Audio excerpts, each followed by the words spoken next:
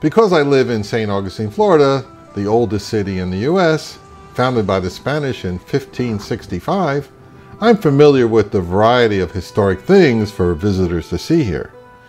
And I just read that a Spanish sailing ship has arrived this week, and I want to go check it out.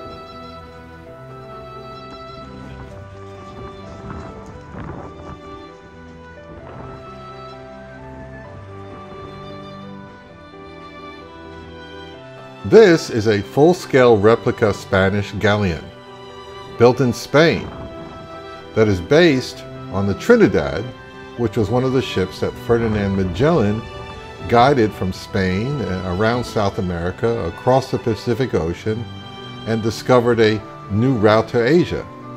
It's a seaworthy vessel that can and has crossed the Atlantic Ocean with a full crew. It's a floating museum that sails to various ports around the world for visitors to see and learn about the age of discovery. Now, as impressive as this galleon is, I've got a Galion at home that I think is just as impressive, but in its own way.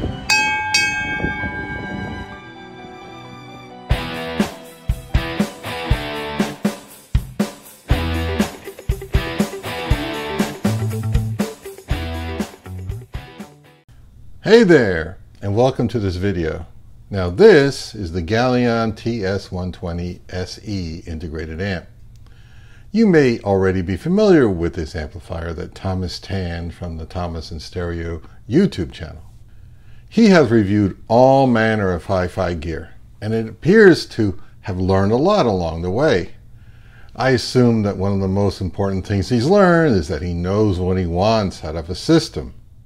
And because Thomas knows what he wants in an amplifier, he puts his money where his mouth is. He went out and partnered with an Asian manufacturer, Doge, and designed his own line of amplifiers. Perhaps I was a tiny bit skeptical that Thomas would pull it off when he announced his plans. Obviously, there's a lot more to him than meets the eye. And when Thomas started shipping the Galion amps to reviewers, and getting very favorable results, I was duly impressed. And then when I was offered the opportunity to try out a TS120 SE integrated amp, I replied, yes please. The amp arrived in a big crate with wooden sides, and I must say, it's pretty heavy. And I wheeled it into my listening room and lowered it onto a Bryston solid-state amp, which has been serving double duty as an amplifier and an amplifier base. Now, I am a tube amplifier fan, and for the last couple of years, my favorite tube amp has been an AE25 Super Amp DJH edition by Audio Electronic Supply, which I will refer to henceforth as the AE25.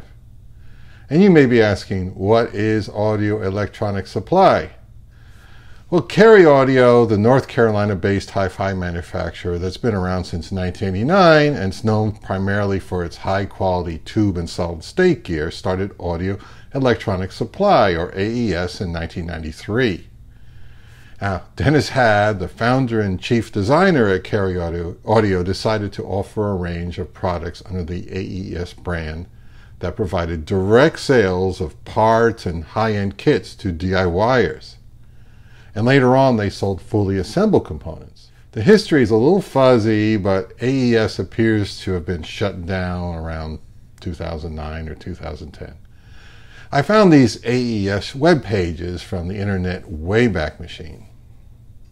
Now mine is the upgraded DJH version, which sold for $2,000 back in 2005. It has two switches on top that allow you to choose between ultralinear or triode mode. And what I like about the AE25 is that it can work with a variety of power tubes, including EL34s, KT88s, 6L6s, KT120s, and even 6550s.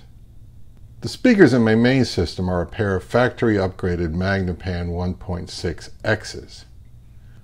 When I bought them and started reading all about Maggies, the general consensus was, oh, they need lots of power to sound good. 100 watts, 200, 3, 4, 500 watts minimum. So that's why I got the Bryston amp. And the combination sounds very good to my ears. But then one day I decided to connect the AE25 up, and I was amazed by how fantastic it sounded. Now, not necessarily better, but rather different, and I liked it. The soundstage seemed a bit more expansive, and the mid-range and mid-bass acquired an extra dimensionality. Now, it's not as controlled in the bass department as the Bryson, but I'm more than satisfied with the trade-offs. Neither I or any other individual who's heard this system in here at above average volumes have mentioned any audible signs of distortion or strain or clipping with a 35 watt per channel Class A tube amp being pushed too hard or running out of juice. I've been exceedingly satisfied with how the system performs. To go with the amplifier, my reference preamp is a superb solid-state Air Acoustics model that retailed for $3,500 when it was new in 2011. Now wait, isn't this video supposed to be about the Galion TS120 SE amp? Yes, of course, but I just wanted to give you some background of what I've been living with for the past few years. Sorry for this interruption, but according to my YouTube stats, currently 90% of individuals who watch my videos are not subscribers. So I take from that YouTube is not showing subscribers my new episodes. So I suggest that if you enjoy my kind of content, please subscribe and enable notifications. So when I put up a new one, you'll know about it. Thanks. Back to the video. I'll call it 120 SE is a modern tube integrated amplifier with a host of nice features like tube auto biasing, Class A or Class AB operation. There's a sound profile knob, bass and treble controls, subwoofer outputs, and a remote control. Now the original or standard TS120 is priced at $34.95. I don't see it currently available on their website, but the SE version is $1,000 more at $44.95. Now what's the difference? Well, from what I understand, Thomas has fine-tuned the amp to sound smoother and more neutral than the standard version. And he did it by incorporating some very fancy and much pricier Jupiter and Clarity capacitors under the hood. Let me tell you, those are not cheap. Appearance-wise, it has a big footprint, much larger than the AE25, and it weighs twice as much. It just barely fits sitting on top of the Bryson amp. And look at those massive transformers. And it comes standard with 12 AX7s, 12 AT7s, and PS Fane KT88C tubes.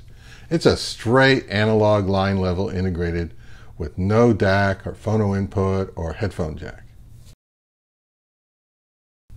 In case you didn't know, every time you change power tubes, the bias voltage needs to be adjusted for them to perform at their best.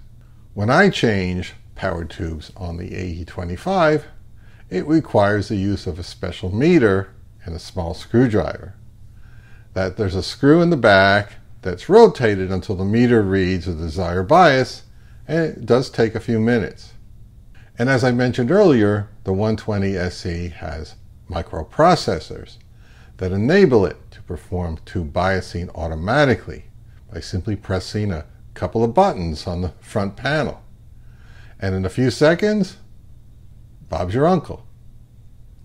It can also operate in either high current Class A mode or higher wattage Class AB mode with just a press of those same buttons.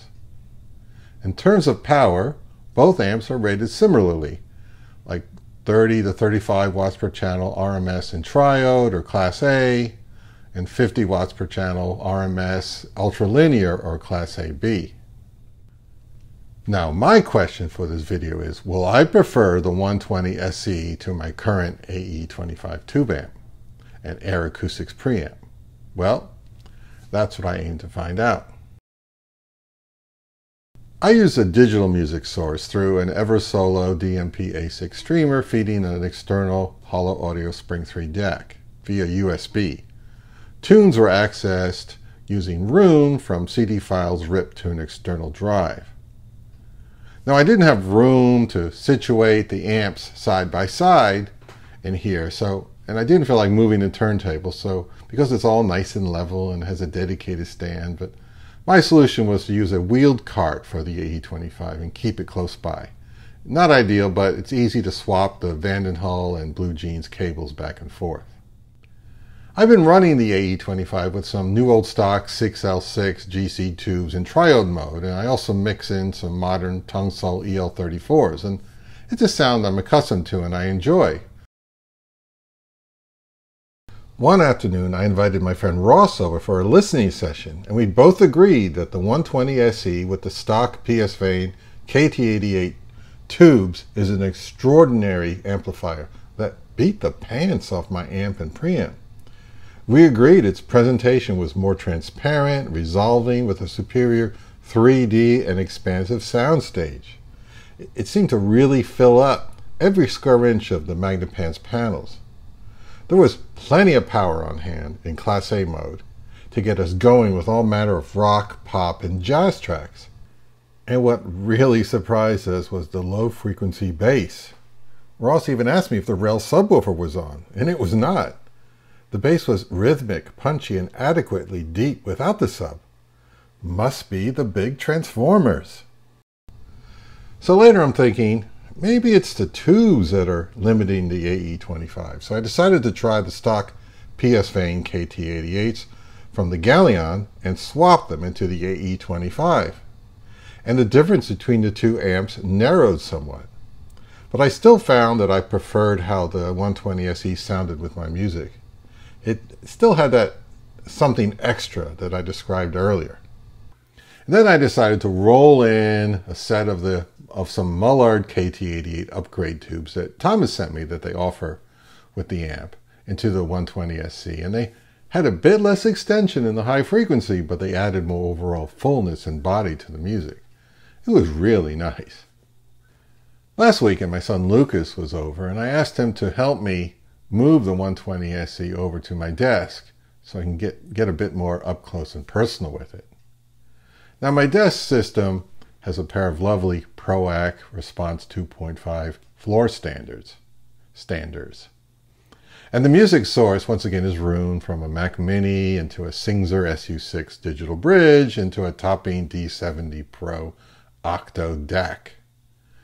And the ProACs are not as resolving or as fast as the Maggies, but they do provide a very pleasing, rich, spirited sound with a satiny mid-range. It's actually a very popular model to clone among the DIY speaker building crowd.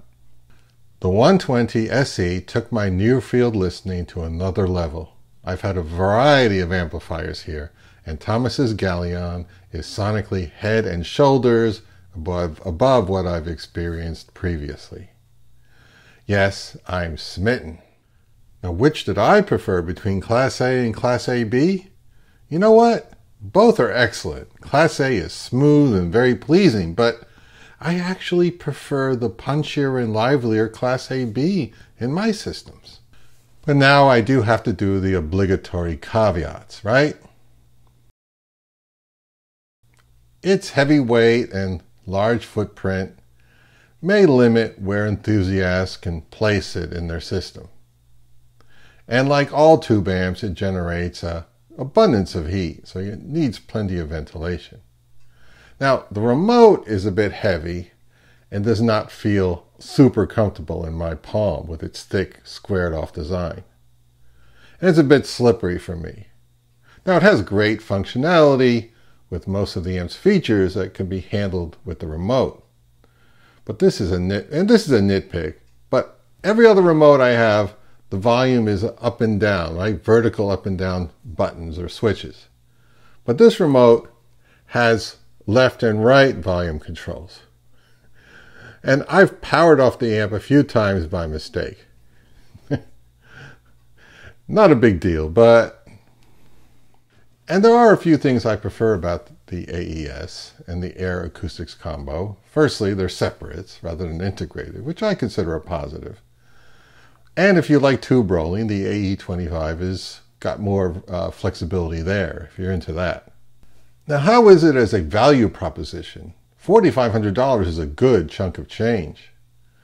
But considering what you get here with the design and the features and perceivable build quality and subjective performance, I deem it as an excellent value.